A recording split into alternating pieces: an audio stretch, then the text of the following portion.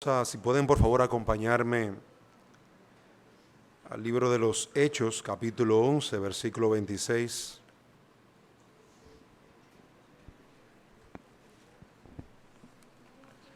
Hechos 11, 26.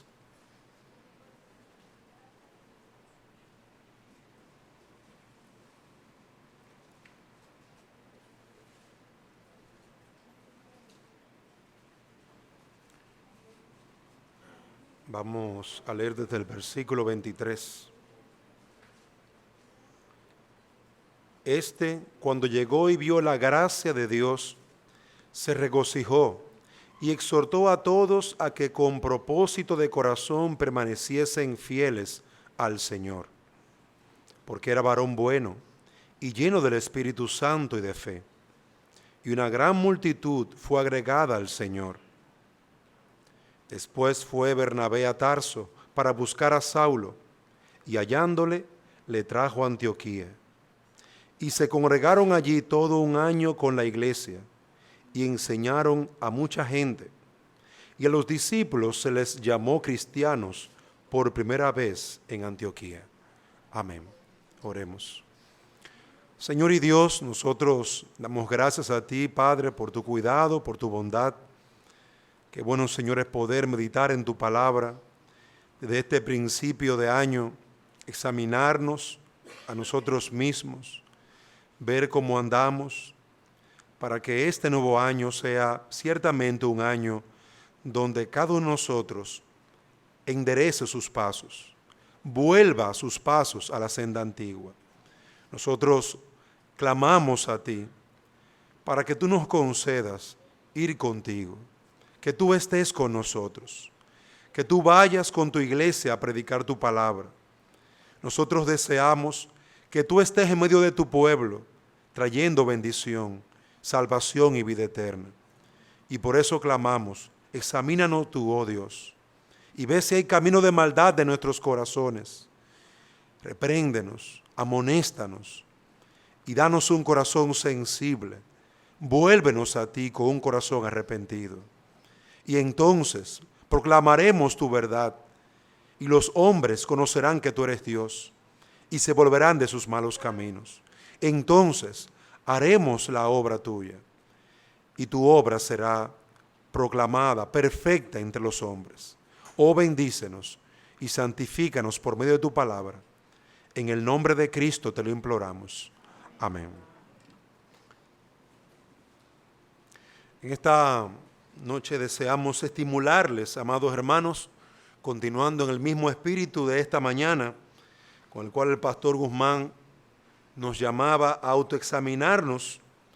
En esta noche de igual manera queremos, a la luz de una pregunta, ayudarte a que tú continúes viendo si en tu vida hay frutos dignos que puedan hablar de la fe que tú posees en Cristo. ¿Eres un cristiano cuyo fundamento es la Biblia? ¿Eres un cristiano bíblico? Mientras nos examinamos en esta mañana, había muchas preguntas que estaban muy relacionadas con nuestra comunión con el Señor, con la palabra de Dios, con lo que hacemos, con lo que practicamos.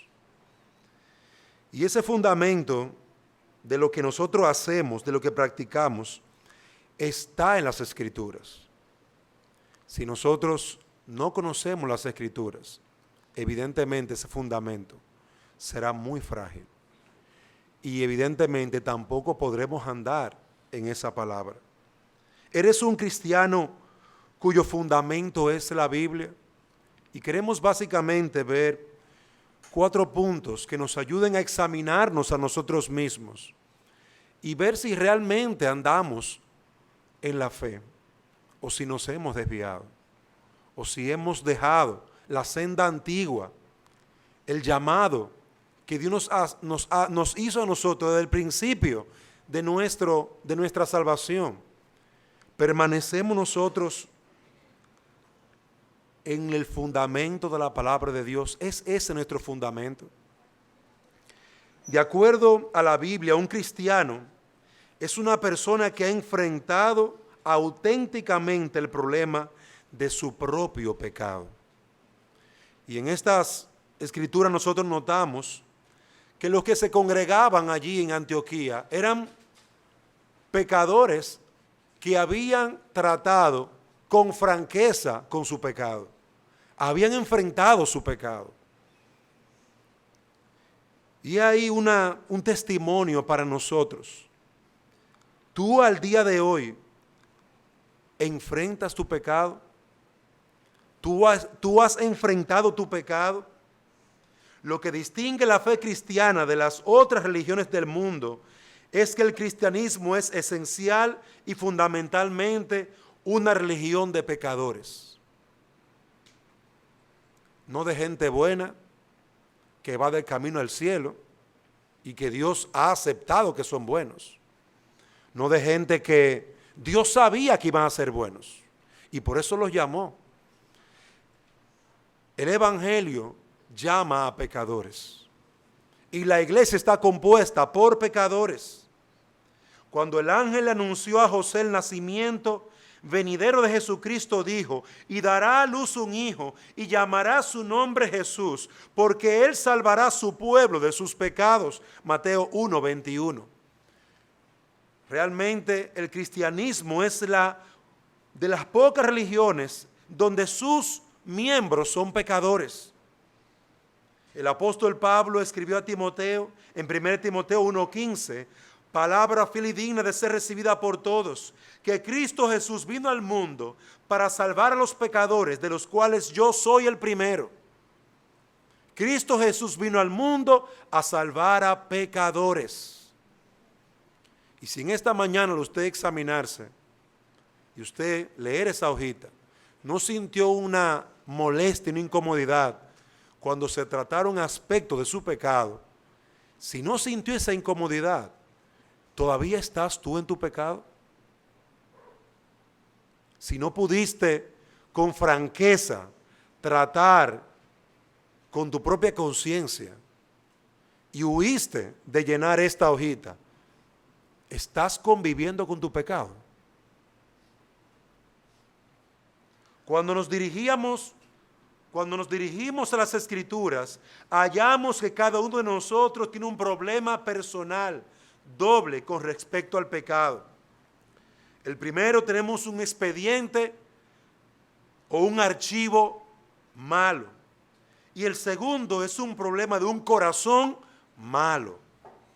Con el problema de un expediente o archivo malo, estoy utilizando esa terminología para hablar de la presente doctrina de la que las Escrituras nos enseñan, donde toda la humanidad está inclinada al pecado. Por tanto, como el pecado entró en el mundo por un hombre y por el pecado la muerte, así la muerte pasó a todos los hombres por cuanto todos pecaron. Romanos 5:2. Tú tienes un expediente malo delante de Dios. Tú eres un pecador delante de Dios.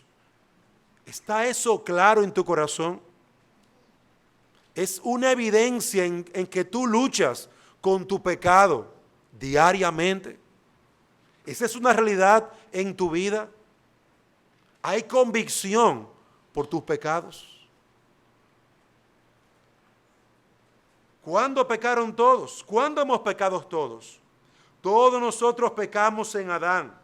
Él fue señalado por Dios para representar a toda la raza humana.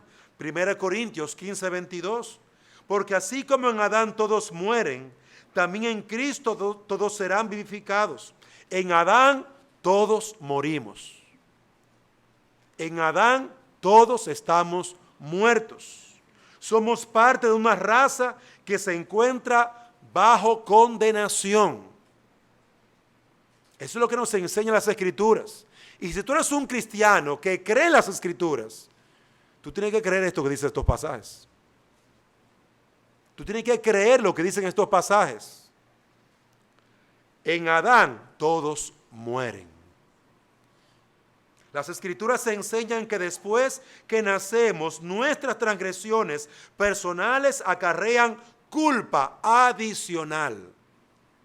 a la ya descendencia de Adán que tenemos en el pecado. La palabra de Dios enseña que ciertamente no hay hombre justo en la tierra que haga el bien y nunca peque. Eclesiastés 7:20. No hay hombre en la tierra, no hay mujer en la tierra que haga el bien y nunca peque. El Dios Todopoderoso juzga nuestras obras externas y también nuestros pensamientos y las inclinaciones de nuestro corazón. Todas son obras morales que Él juzga. Tus palabras, tus pensamientos. Cuando tú ves una mujer y la codices en tu corazón, ya adulteraste con ella en tu corazón. Cuando tú hablas de otra persona, ya pecaste murmurando con esa persona. La Biblia enseña que el problema de nuestro pecado surge no solamente de lo que hemos hecho, sino también de lo que somos, de un corazón malo. Y esa es la segunda parte. Tenemos un corazón malo. Cuando Adán pecó, él no solo se hizo culpable delante de Dios, sino que también contaminó y corrompió su propia naturaleza. Marcos 7:21. Porque de dentro del corazón de los hombres salen los malos pensamientos. De tu corazón salen los malos pensamientos. Lo que te contamina no es lo que comes, es lo que sale de tu corazón.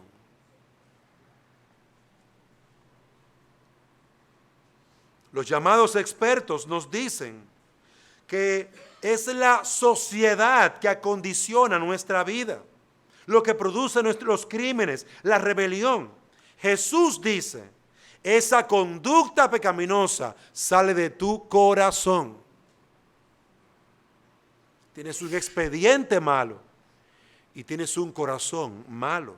Romanos 8:7 afirma, por cuanto los designios de la carne son enemistad contra Dios, porque no se sujetan a la ley de Dios, ni tampoco pueden. La disposición natural de cada corazón humano puede ilustrarse como un puño alzado contra el Dios vivo, siendo enemigos desde el vientre de nuestra madre. Somos enemigos de Dios. Este es el problema interno de un corazón malo, un corazón que ama el pecado, un corazón que es la fuente del pecado, un corazón que está en enemistad contra Dios. Si tú eres un cristiano bíblico, tú tienes que creer lo que Dios dice de tu corazón y de tu condición.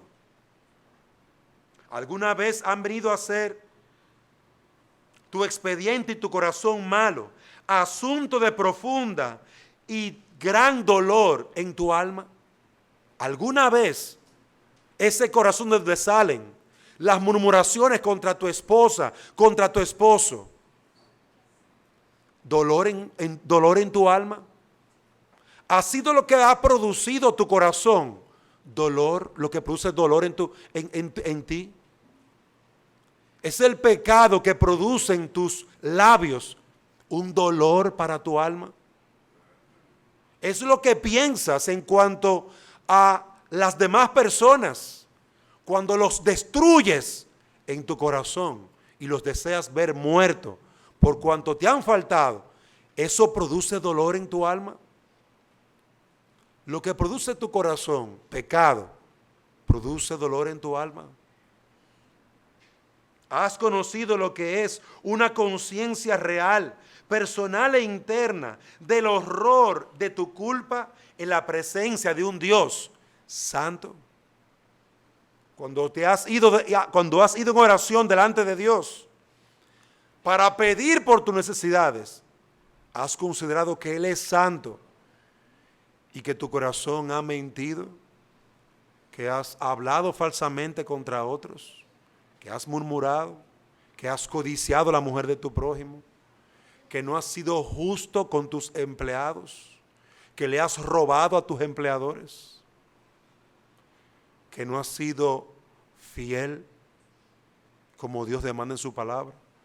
¿Tú has considerado eso al tú ir delante de ese Dios al cual los ángeles y serafines llaman santo, santo, santo? ¿Ha producido eso dolor en tu alma? ¿Ha producido dolor eso en tu corazón? ¿O sencillamente tú oras a Dios y ni te acuerdas de que eres pecador? ¿O sencillamente este autoexamen de esta mañana te pasó por arriba? Porque eso no es para ti. Eso es para el hermano fulanito de tal. Él debía de estar aquí hoy. Yo espero que fulano esté llenando esa hoja. Yo espero que sultano haya leído la pregunta número 4 que el pastor puso en esa hoja. Es así que pensamos nosotros en nuestra hipocresía, no considerando nuestro propio corazón. Un cristiano bíblico es una persona que ha tomado en serio, con seriedad, su gran problema personal con su pecado delante de Dios. Pero en segundo lugar, un cristiano bíblico es aquel que ha considerado seriamente el único remedio divino para ese problema grande del pecado. No solamente ha visto su pecado, también ha considerado el único remedio divino para dar respuesta al pecado. Dice Juan 3, porque de tal manera amó Dios al mundo que ha dado a su Hijo unigénito. ¿Has considerado que solamente ha dado Dios a su Hijo para el perdón de tus pecados? En esto consiste el amor, no en que nosotros hayamos amado a Dios, sino en que Él nos amó a nosotros y envió a su Hijo en propiciación por nuestros pecados. 1 Juan 4:10. ¿Has considerado eso? Cuando vas delante de Dios en oración, ¿has considerado que el único que puede traer perdón de pecados a tu alma por tu pecado es Jesucristo? Clamas a Dios en el nombre de Jesús, porque solamente en su nombre hay perdón de pecados. Un aspecto único de la fe cristiana es que esta no es un esquema religioso de autoayuda en el que te arreglas a ti mismo con la ayuda de Dios. De la misma manera como uno de los principios exclusivos de la fe cristiana es que somos un pueblo de pecadores, un grupo de pecadores. También tenemos como único principio exclusivo que hay un único Salvador para los pecados, y ese es Jesucristo. Así también es un principio exclusivo que nuestra fe cristiana está centrada única y exclusivamente en la persona de Jesucristo. ¿Esa es una realidad en tu vida? ¿O es la oración una forma de autoayuda, terapéutica? Cuando tú oras te sientes bien, porque tú estás despojándote del peso de tus culpas. ¿Es eso lo que vamos a hacer a la oración? ¿O vamos realmente a clamar, sé propicio a mí, que yo he pecado contra mi hermano fulano, mi hermana fulana, contra mi esposo? Le he faltado el respeto. Sé propicio a mí porque no he instruido a mis hijos en tu temor, lo he descuidado. Y lo he visto. He visto su forma de andar. Sé propicio a mí en el nombre de mi Señor y Salvador. ¿Consideras tú esto, amado hermano? Cuando vamos a las Escrituras, hallamos que el remedio divino tiene por lo menos 3 simples, pero profundos y maravillosos puntos. El primero es, el remedio de Dios para el pecado está unido a una persona. De tal manera amó Dios al mundo que ha dado a su Hijo. Es decir, el remedio para mi pecado, si es grande mi maldad, si es grande la lucha con mi propio corazón, el remedio aún lo es mejor. El remedio es abundante para el corazón que yo tengo. El remedio sobreabunda en gracia. Si el mal es grande, la gracia sobreabunda y es en una persona. Y dará a luz un hijo, llamará su nombre Jesús. Es ahí la persona, porque Él salvará a su pueblo de sus pecados. El remedio divino para ti, para tu pecado, está únicamente en una persona. No es en la oración per se. Es en Jesucristo, en la persona de Jesucristo. No es en una alabanza. Cuando yo vengo a la iglesia y alabo al Señor, se me quitan todos los problemas. ¿Quién ha dicho eso? ¿Quién puede quitar el pecado con cantar? ¿Quién puede quitar el pecado con una oración terapéutica en la que tú cierras tus ojos y te quedan en silencio? Respiras profundamente, combinando el yoga con la oración cristiana. Y entonces hacemos un símil ahí, lo unimos todo. Eso es lo que se vende allá afuera. Sin Jesucristo, obviamente. Sin embargo, solamente en Jesucristo hay perdón de pecados. Si lo que tú quieres es remedio para tu pecado, está en Jesucristo. La fe cristiana tiene aspectos que son únicos. El pecador en toda su necesidad, unido al Salvador en toda su plenitud de su gracia. El pecador es un miserable con gran necesidad y Cristo es un gran Salvador, poderoso, unidos a través del Evangelio. Ambos, el pecador con una gran necesidad y Cristo un gran Salvador con gran bondad y misericordia. Todo en el Evangelio. En segundo lugar, ese remedio de la obra de Cristo es el remedio de Dios para el pecado y está centrado en la cruz sobre la cual Jesucristo murió. Dice Juan 1:29, he ahí el Cordero de Dios. ¿Qué hace el Cordero de Dios? Quita el pecado del mundo. El Cordero de Dios quita el pecado. La verdadera predicación del Evangelio está centrada en la cruz, que Pablo le llama la palabra o mensaje de la cruz. No saber entre vosotros cosa alguna, sino a Jesucristo y a este crucificado. Primera de Corintios 2:2. No se debe pensar de la cruz como una idea abstracta o un símbolo religioso.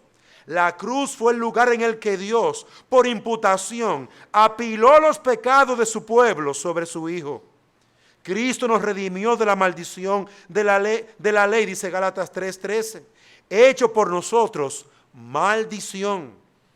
Y al que no conoció pecado, por nosotros lo hizo pecado, para que nosotros fuésemos hechos justicia de Dios en él. 2 Corintios 5:21. La cruz es el despliegue monumental de cómo Dios puede ser justo y aún perdonar a pecadores culpables. Es la cruz, la justicia de Dios, de la cual Pablo habla en Romanos.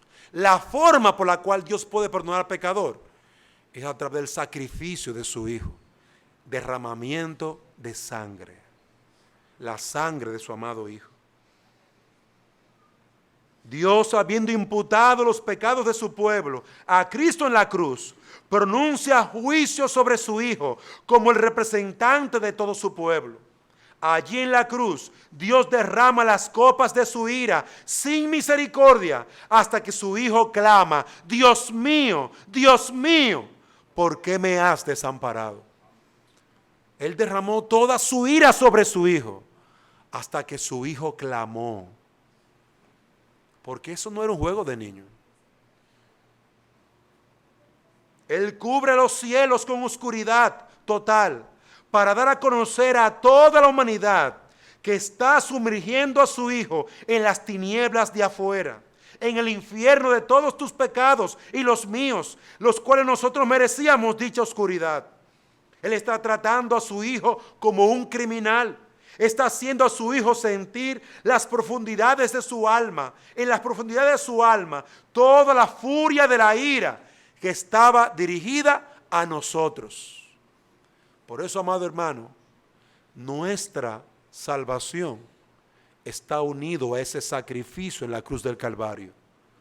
No podemos no debemos alejar de nuestra salvación esa obra gloriosa, ese sacrificio. Es central para tu salvación. Es central para tu vida. Y en último lugar, el remedio que Dios da para el pecado es adecuado para todos los hombres y se ofrece a todos los hombres sin discriminación. Antes de nosotros tener conciencia alguna de nuestro pecado, es muy fácil pensar que Dios puede perdonar a pecadores, pero cuando tú tienes conciencia, cuando tú tienes un peso en tu alma por tu maldad, cuando tú te ves reo de condenación, cuando tú te ves delante de un Dios airado contra ti todos los días, tú te sientes prisionero, tú te sientes sin esperanza. Y es ahí cuando el Evangelio entonces cobra belleza. Es ahí cuando Jesucristo se ve como luz en la oscuridad. Es ahí cuando tú tienes un peso por tu pecado. Nos vemos a nosotros mismos como pequeños gusanos del polvo, criaturas cuya vida y aliento mismo están sostenidos en la mano de Dios. Un Dios que está airado contra nosotros. Sin embargo, en ese estado, al contemplar la cruz del Calvario, encontramos la belleza, la misericordia y la bondad de aquel Dios que está airado contra nosotros. Cristo Jesús, cuando éramos pecadores, no cuando estábamos bien, no cuando estábamos en comunión con Dios, siendo enemigos de Dios, en ese momento, Él murió por nuestros pecados. En el momento clave, en el que estábamos en las manos de Dios, en el que íbamos a ser destruidos en su juicio. En ese momento clave, es que Cristo toma nuestro lugar en la cruz. Y Él nos sustituye. Este es el Evangelio que tú crees. Este es el Evangelio en el que tú meditas, en la lucha contra tu pecado. Cuando tú infringes la ley de Dios, ¿entiendes cómo desprecias esta gran salvación y a tu gran Salvador? Empezamos a tomar en serio el hecho de desafiar a Dios, que encerró a ángeles en tinieblas eternas cuando se rebelaron contra Él. Confesamos que este Dios santo ve las efusiones de nuestro corazón humano como horribles y corruptos. Y es entonces cuando vemos a ese Dios airado contra nuestro pecado y confundidos bajo esa ira, cuando podemos por lo tanto clamar, sé propicio. ¿Cómo tú puedes hacer algo por mí? ¿Qué puedes hacer por mí? Merezco la ira de Dios. No soy digno de ser llamado tu hijo. Es en ese momento cuando la luz, el brillo de la cruz toma realmente nuestro corazón y la luz del Evangelio resplandece en nuestras almas. Pero nosotros no podemos, amados hermanos, considerarnos nosotros mismos como buenos y pensar que el Evangelio tendrá algún fin para nosotros. Tenemos que creer lo que dicen las Escrituras en cuanto a nosotros. Tenemos que ver lo que dicen las Escrituras en cuanto a nosotros. Tenemos que probar el remedio que Dios da para nosotros, para el perdón de nuestros pecados. ¿En qué pensaste mientras leías y te examinabas a ti mismo? ¿Qué considerabas de tu propia vida? ¿Te viste a ti mismo como un hombre perfecto? Yo todo eso lo he cumplido desde mi juventud. Tal vez consideramos eso al examinarnos. Y pudimos tal vez responder, yo hago eso desde mi juventud. Yo cumplo con todos esos deberes desde mi juventud. Pero te digo, amado hermano y amigo que me escuchas, que aún tú cumpliendo todo eso y sacando un 100, si no has considerado tu pecado, si no has confesado tu pecado, si no has venido a Cristo y verlo a Él como el único remedio para tu maldad, aunque saques 100, no hay esperanza para ti como pecador. Tu única esperanza en esta vida y la eternidad es Jesucristo. Porque ese es el remedio de Dios para tu vida. Es entonces cuando nosotros meditamos en nuestro pecado, meditamos en nuestra condición y de que la fuente de todos mis males y del mal en toda la humanidad es lo que produce mi corazón y tu corazón y el corazón de cada hombre y mujer, niño y anciano en esta humanidad. Cuando vemos eso con claridad y cuando vemos con claridad de que solamente en Jesucristo está la respuesta de Dios para tu pecado, amados hermanos, entonces tenemos esperanza. Entonces tenemos esperanza. Es entonces que necesitamos conocer que en una persona y tal persona crucificada, Dios ha provisto el remedio adecuado para toda la humanidad, para todos los hombres. Este evangelio debe ser proclamado a todas las etnias, a toda la humanidad, porque es el único remedio. Cristo es el único remedio, amado hermano.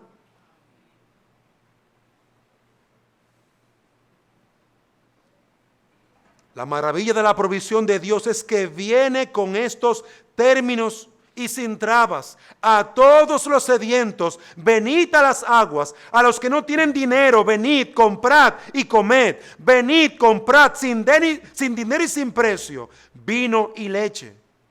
Al que a mí viene, el que viene a mí, yo no le echo fuera. No hay traba para el evangelio. Hermano, ¿te consideraste, te viste a ti mismo mal? Ve a Jesucristo. Abogado tenemos en Jesucristo. Corre hacia Jesucristo. Refúgiate en Jesucristo. Hemos dicho que un cristiano bíblico es aquel que ha enfrentado auténticamente el problema de su pecado. Es aquel que ha considerado seriamente el único remedio divino para el pecado. Y en tercer lugar, es aquel que se ha conformado de todo corazón a las condiciones para obtener la provisión de Dios para el pecado. Es aquel que ha adoptado, que ha recibido, ha decidido conformarse, someterse a la condición de obtener dicha provisión. Dice Marcos 1, 14 al 15. Jesús vino a Galilea predicando el evangelio del reino de Dios, diciendo: el tiempo se ha cumplido y el reino de Dios se ha acercado. Arrepentíos y creed en el evangelio. He ahí la condición de Dios para tú recibir en tu cuenta el perdón de tus pecados. Arrepentíos. Arrepentíos. El arrepentimiento para la vida es una gracia salvadora, dice el Catecismo Menor de Westminster, por la cual un pecador con un verdadero sentimiento de su pecado y comprendiendo la misericordia de Dios en Cristo, con dolor y aborrecimiento de su pecado, se aparta del mismo para ir a Dios, con pleno propósito y esfuerzo para una nueva obediencia. El pecador convencido de que es un pecador, que de su corazón emana el mal, que su condición desde el vientre de su madre es de pecador, condenado, sin esperanza, se acoge a que solamente en Jesucristo y en sus méritos hay perdón. Por lo tanto, él confiesa lo que Dios ha dicho que él es. Yo confieso que soy pecador. Yo confieso que mi maldición es el pecado. Yo confieso que mi respeto, que mi falta de amor, mi falta de dominio propio, mi falta de amor al prójimo, mi orgullo es mi pecado, yo lo confieso. Dios, tú eres veraz y yo te pido perdón. Y yo te pido perdón. Y se vuelve de su pecado y se aleja de su pecado.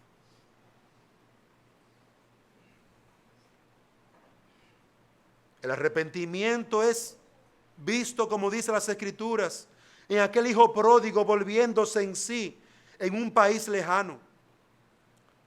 Ese joven estuvo con su padre, le pidió tempranamente su herencia a su padre y se fue lejos. Allí se desperdició, se redujo a la miseria por sus pecados, pero volviendo en sí dijo: ¿cuántos jornaleros en casa de mi padre tienen abundancia de pan?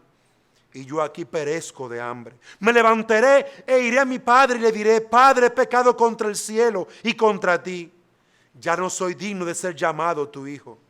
Hazme como a uno de tus jornaleros. La Escritura dice en Lucas 15 que levantándose, versículo 20, levantándose, vino a su padre. Es decir, dejó a aquellos compañeros que fueron sus amigos en el pecado. Aborreció todo lo que perteneció a ese estilo de vida. Lo dejó, le dio la espalda. Se arrepintió. Le dio la espalda. ¿Y qué le trajo de nuevo a casa? La confianza de que había un Padre misericordioso con un gran corazón y con un gobierno justo para un hogar. Y cuando estaba lejos, lo vio su padre y fue movido a misericordia y corrió y se echó sobre su cuello y le besó. El verdadero arrepentimiento involucra el reconocimiento de que he pecado contra el Dios del cielo.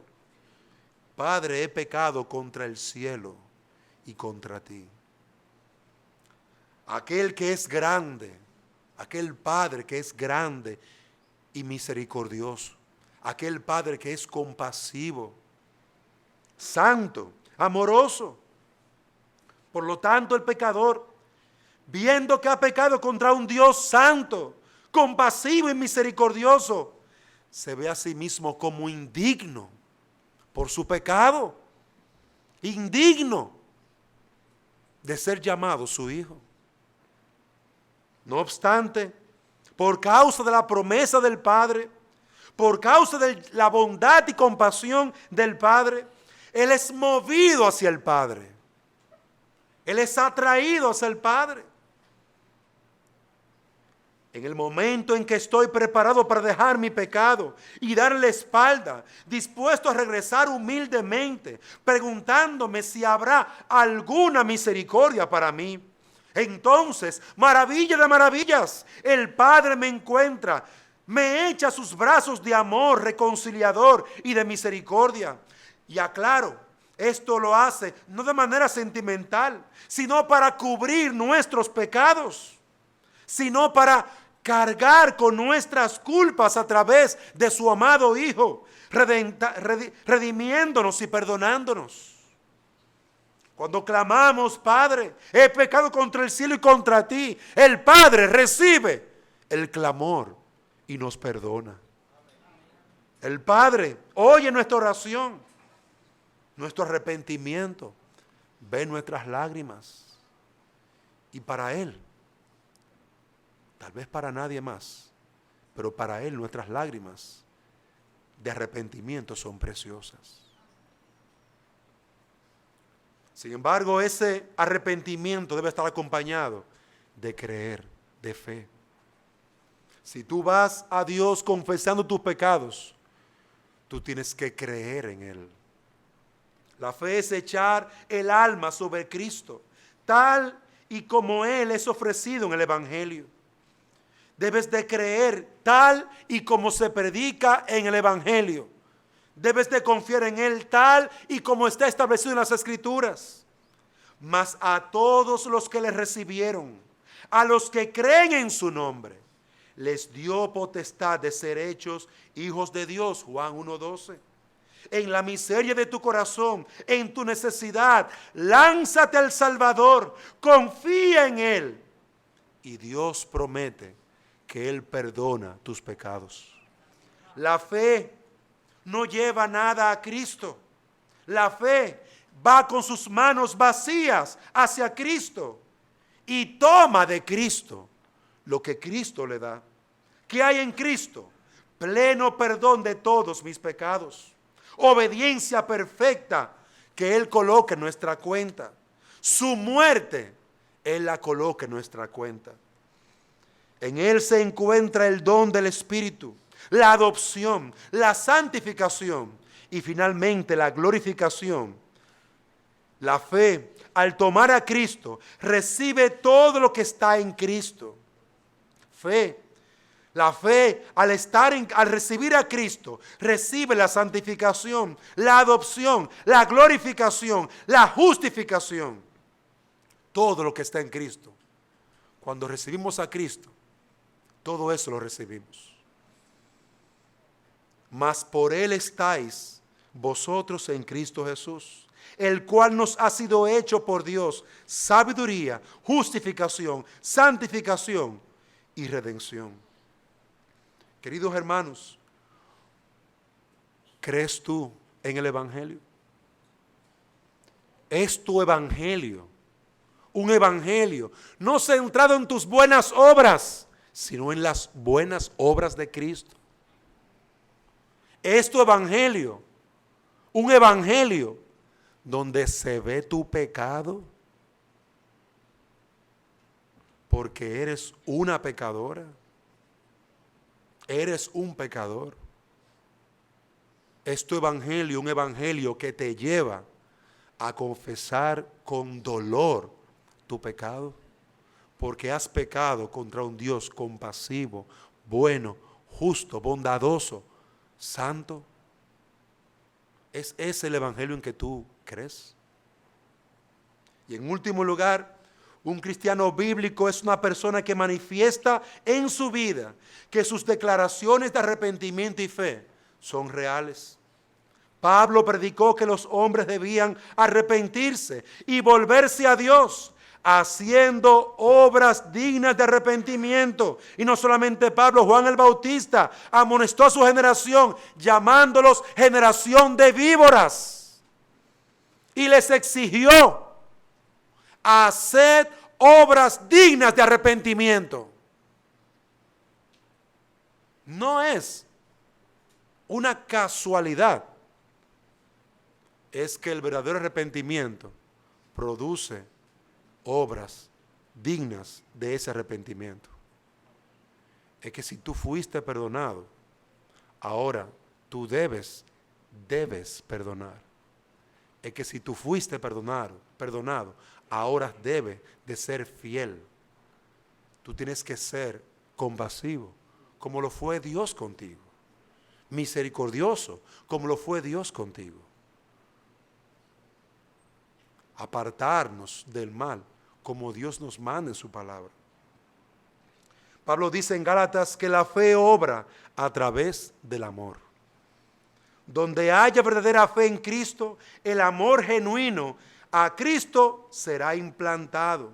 Y allí veremos el amor de Cristo en nuestras vidas, cubriendo multitud de pecados.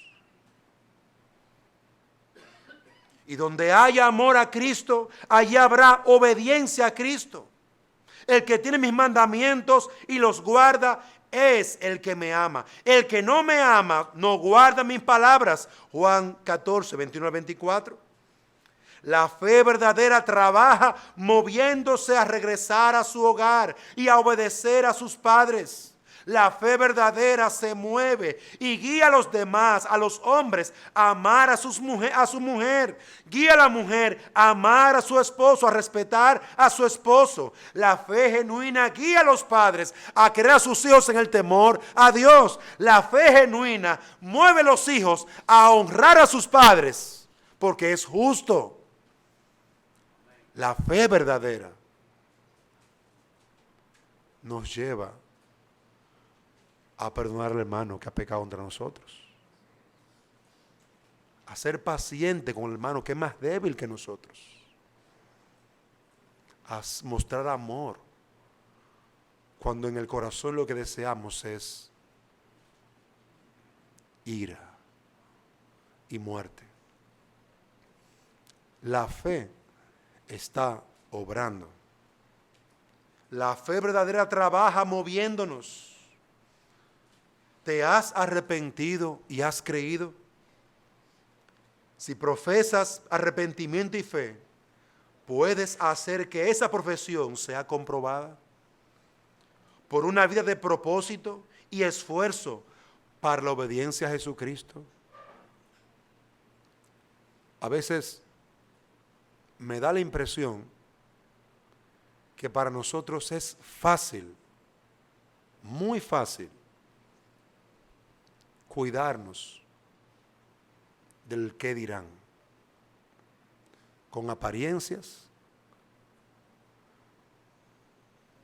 aguantándonos. A veces me parece que es muy fácil. Pero cuando yo veo a alguien que se le fueron los estribos, no me sorprende porque sé que es un pecador. Ahora, ¿qué va a pasar después?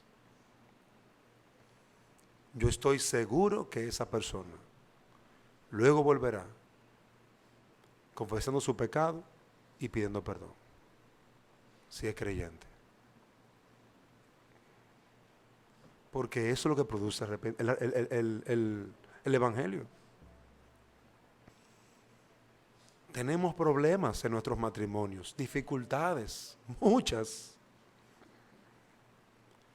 Pero debemos estar seguros de que esa mujer procura, busca honrar, respetar a su esposo, como dice la Escritura en Efesios.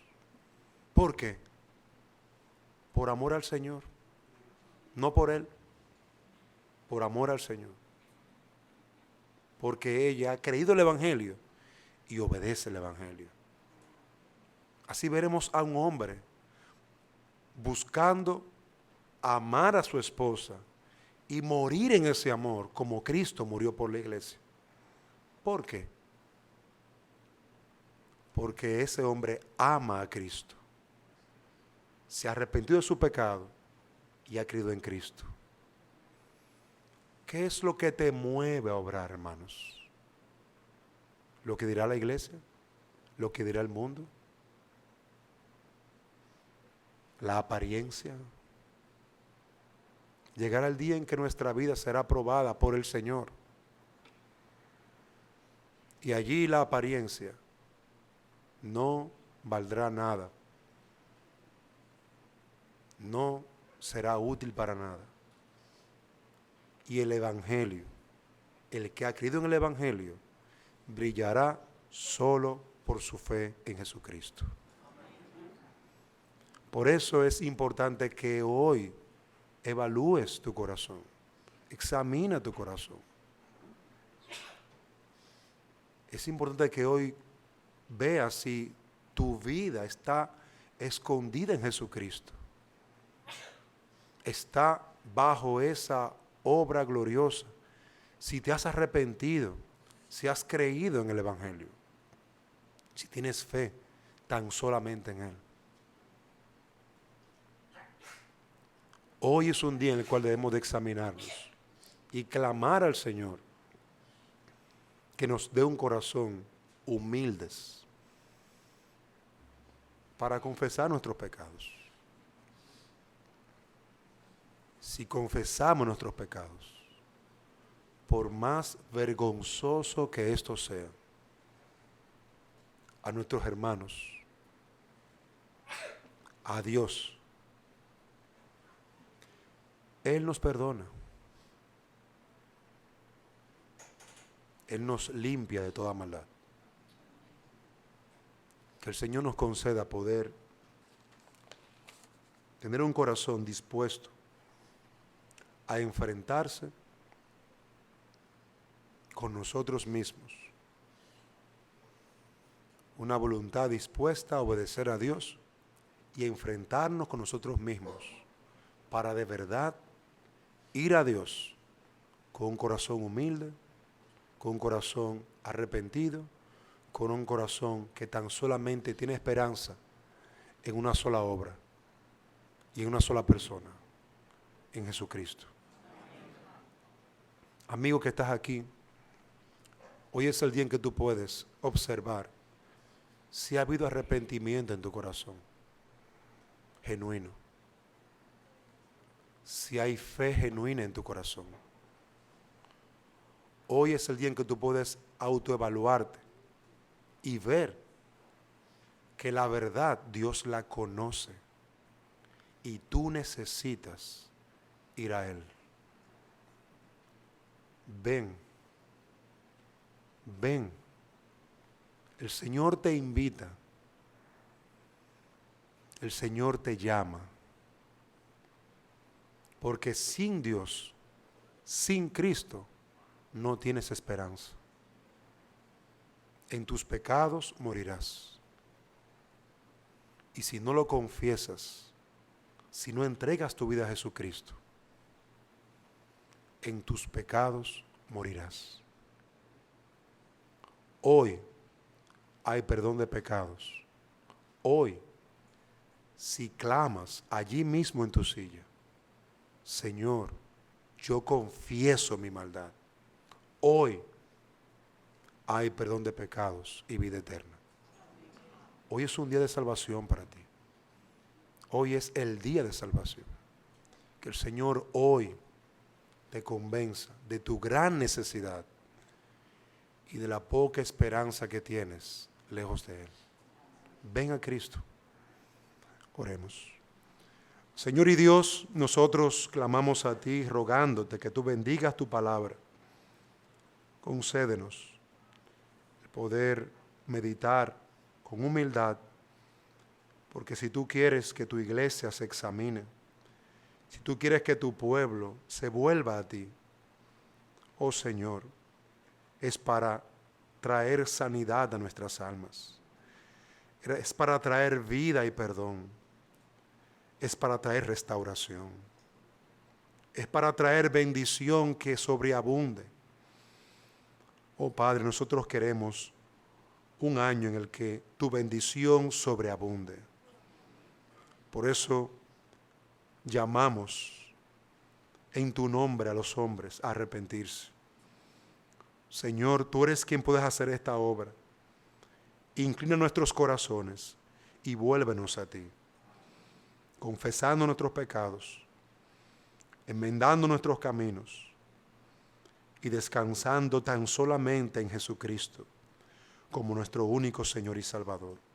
En Él te lo pedimos. Amén.